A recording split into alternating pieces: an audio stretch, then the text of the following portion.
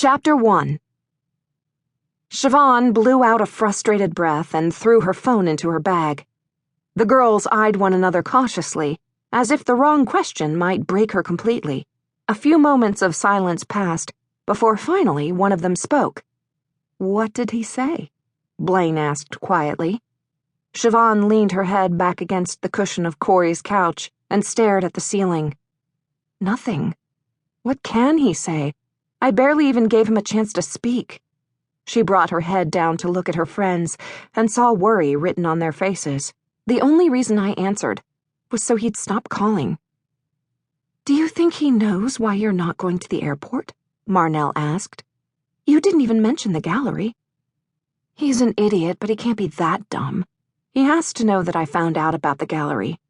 What other reason would there be for me to act like this?" She propped her elbows on her knees and settled her chin on her hands pensively. "And you know what?" Siobhan could hear her voice getting louder, angrier. "I really don't care what he knows or doesn't know. I'm done giving a shit about how he feels because he clearly doesn't give a shit about how I feel. If he did, he wouldn't have bought a goddamn art gallery for me without even speaking to me about it first." Siobhan stood and headed toward Corey's kitchen. "You got anything to drink?" "There's iced tea in the fridge." Siobhan turned back toward the girls. Her expression must have been enough to tell them that iced tea wasn't going to be strong enough. "And vodka in the freezer," Corey added. Siobhan pulled the bottle out and held it up. "Anyone else want any?" The girls shook their heads. "We have to work in a few hours," Marnell said. "Guess it'll be a party of one then," Siobhan said, closing the freezer door and heading back to the couch with just the bottle. She took the cap off and plopped down onto the couch. She stared ahead for a minute before bringing the bottle to her lips and taking a long pull. "I can't believe I thought he'd change," she said, shaking her head. "Or that he did change. He had to have known how I'd react, and he still bought that gallery. And more than that, he kept it a fucking secret. Was he gonna sell my work like it didn't even mean anything to him? I mean, Jesus Christ, it's not like he needs the money. None of it makes any sense." Siobhan could hear herself rambling, but she didn't care. She needed to purge her thoughts. Marnell scooted over on the couch to wrap her in a hug. "I'm sorry," she said without elaborating, but Siobhan knew what she meant. She was sorry it didn't work out with Derick. Sorry that he kept making the same mistakes over and over again. Sorry that Derick hurt her. Siobhan was sorry too. "I literally told him this morning that I'd consider moving back to New York if things between us were good for the next 6 months. Then just like that, he had to go and mess everything up again."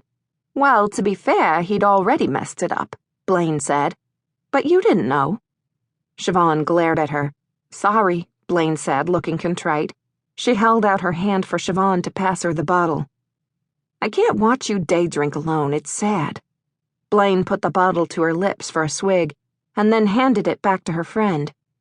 Siobhan shrugged. "If the shoe fits." Corey got up and returned with 4 glasses, taking the bottle from Siobhan and pouring a double shot for each of them. "Screw it. We didn't have lunch yet. Might as well make it a liquid one."